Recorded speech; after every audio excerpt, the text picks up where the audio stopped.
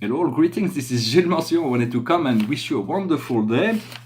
I'm going to see what guidance we may receive from the archangels today first, before to see if we can receive, of course, we receive direct guidance through our feeling centers, but tarot is a way to reflect, to get a reflection. So the highest wisdom for us today is the Fall of Gabriel. It says, after the effort, the recomfort.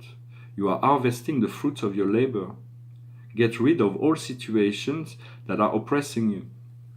It's a wonderful card of love and sharing and wonderful feelings. What we need to understand is the revelation is the Archangel Raziel. Joy through spiritual fulfillment, enlightening the path of someone else, finding the answers that you are seeking through meditation. So here it is a wise, it's represented as a wise old man. What we need to do is the strength, is the Archangel Ariel. Strength and grace expressed through kindness. Trust in yourself. Forgiveness. It's a beautiful card. Of course, she's with her Leo here, and there's the dove that is flying in the sky. And so it is the power of love and the power of strength. For we have known weakness, now we learn discovering strength, which is greater forces inside of us. The general message for us today is not to worry. It says you are not obligated to overcome all challenges by yourself. Help is right there for you. Negative thoughts do not make things go in the right way. So it is important not to project fear, to have worry, to let go of all the, because as soon as we do that, we find the 9 of Raphael. See, we go. She's like alone in the cold here. But here, as soon as we let go of all those unnecessary thoughts, we find the 9 of Raphael, which is the wish fulfilling gem, which is it says, make a wish. Your dreams are becoming reality. A happy time of your life. So it is just a matter of like conditioning our thoughts, selecting our thoughts to remain only positive in order to manifest anything.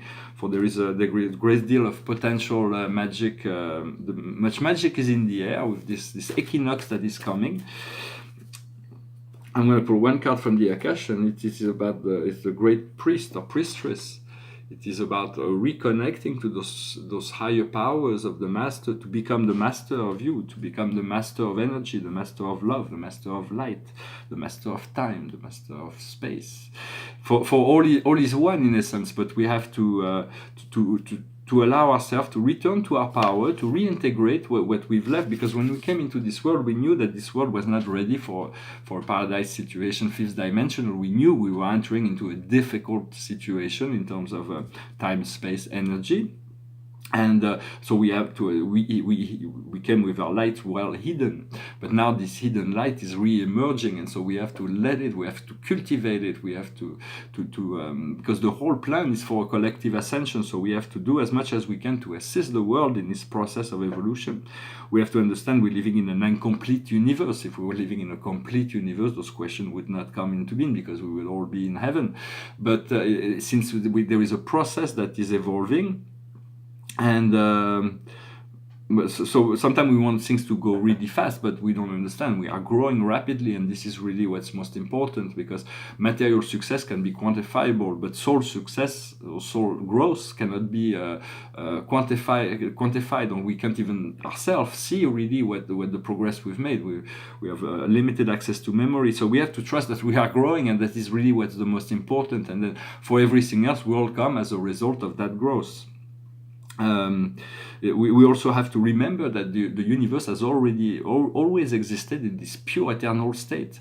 All things like Plato, this vision of Plato, the higher planes, always has been. There is this plane of infinity. Before the universe before it created, before God created the universe knew itself. It was already complete, and so we can. The only way to access it is we live mainly on the horizontal plane of physical matter, the cross of matter. But if we tune into the pillar of light, the vertical access, we can leave our physical body, and our consciousness can reach those upper planes. And this is how we can reconnect to our infinite nature. It is one way. Of course, it's communing, calling, remembering this divine source within ourselves. It is really the key of all. The highest is the fastest path and the highest way of going about it. As far as I'm just sharing the best. My best ideas about those things. In many sense, I realize God has hands in all things. It is like no matter what car we drive or what drives our life, it's like there is always God in the back seat. He's always, but then eventually we want to let God drives our car so we can move into the back seat and the roads becomes a lot more pleasant. This is the outcome is to allow this I am presence, this divine minister that lives within us to gain more presence. Most of our life is made out of beliefs and desires. All of our life is made out of beliefs and desires. It's been proven by quantum physics in the beginning of the 20th century that consciousness is purely defined by what we observe. Otherwise, it is just a random state of possibility, probability.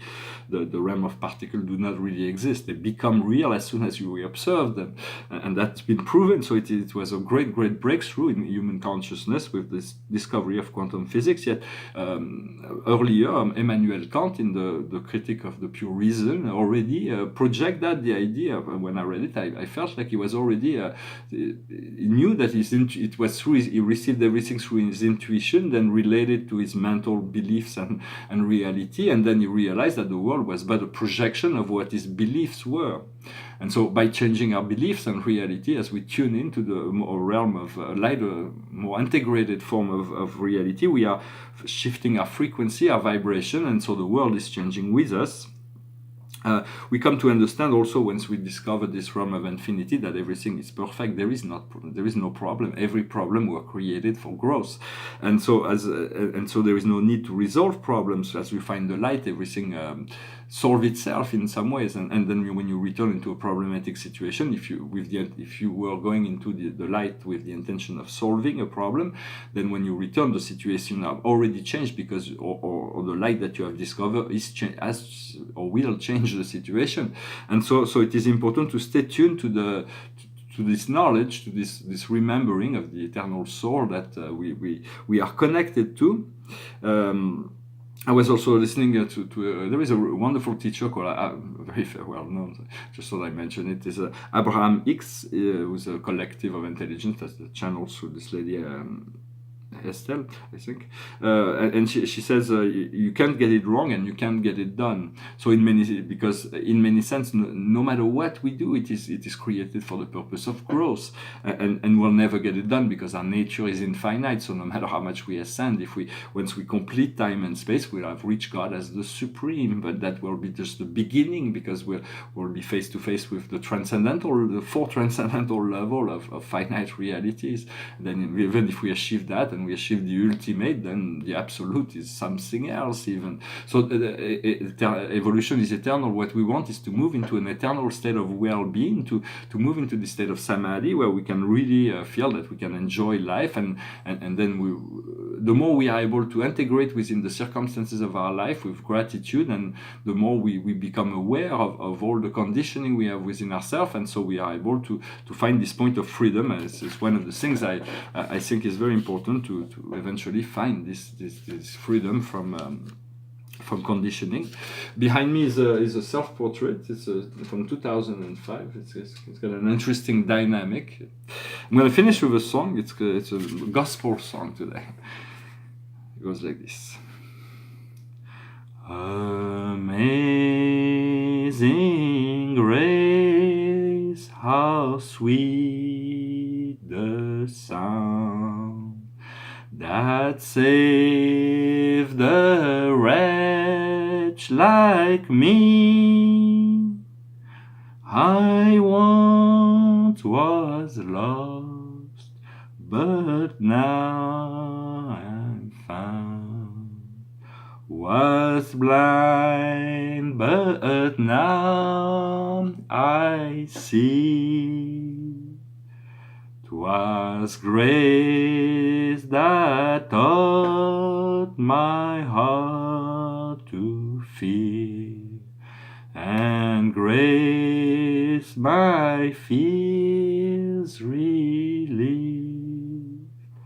How precious precious did that grace appear. The hour I first believed, when we've been there 10,000 years, bright shining as the sun, with no less days to sing God's praise than when we'd first begun. Amazing grace, how sweet the sound that saved a wretch like me.